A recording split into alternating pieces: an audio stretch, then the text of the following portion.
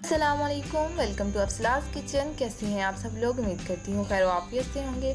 आज हम लोग बना रहे हैं बहुत ही मज़े के, बहुत ही क्रिस्पी पकौड़ा। ये बहुत ही इजी हैं, ज़रूर ट्राई कीजिएगा, अपना रिव्यू हमारे साथ शेयर कीजिएगा।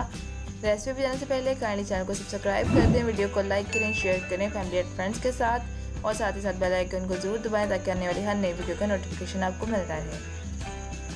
हम लेंगे पालक को हम बारीक बारीक काट लेंगे। उसके बाद लेंगे प्याज को ऐसे रिंग्स की फॉर्म में काट लें, या वैसे लंबा लंबा काट लें। इसके बाद से हम डालेंगे हरी मिर्चें बारीक कटी हुई, फिर डालेंगे आलू को बारीक बारीक काट लें। आप वेजिटेबल अपनी मर्जी के मुताबिक ऐड कर सकते हैं, कम या ज़्यादा भी जैसे आपको पसंद हो। इसमें डालेंगे बेसन, 4 टेबल स्पून हम बेसन ऐड करेंगे। मैंने बेसन बहुत ज़्यादा ऐड नहीं करना, अगर ज़्यादा ऐड करेंगे तो ये क्रिस्पी नहीं बनते। इसमें डालेंगे साल्ट हाफ टी स्पून, लाल मिर्च पाउडर हाफ टी स्पून,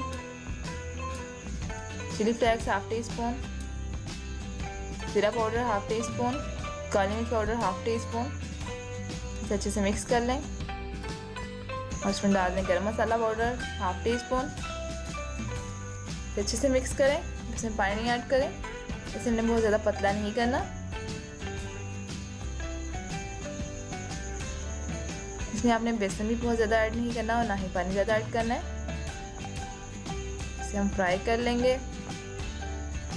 देखिए,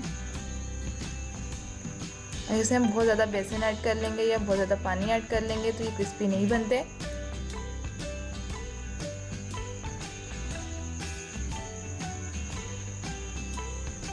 अच्छे से फ्राई करें। अब इसे हमेशा गरम तेल में ऐड किया करें ताकि अच्छे से क्रिस्पी से बने। अगर आप इसे ठंडे ऑयल में ऐड कर देंगे तो ये क्रिस्पी नहीं बनेंगे।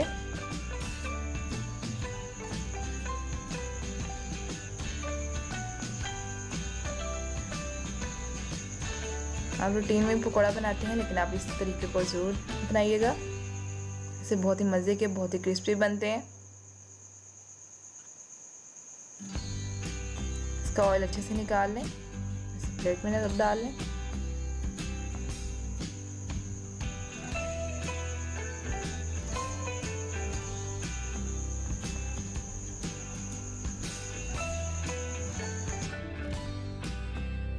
ये हमारे पकोड़े रेडी हैं, ज़रूर ट्राई कीजिएगा, रिव्यू हमारे साथ शेयर कीजिएगा। मिलते हैं अगली वीडियो में, तब तक के लिए अल्लाह हाफिज़।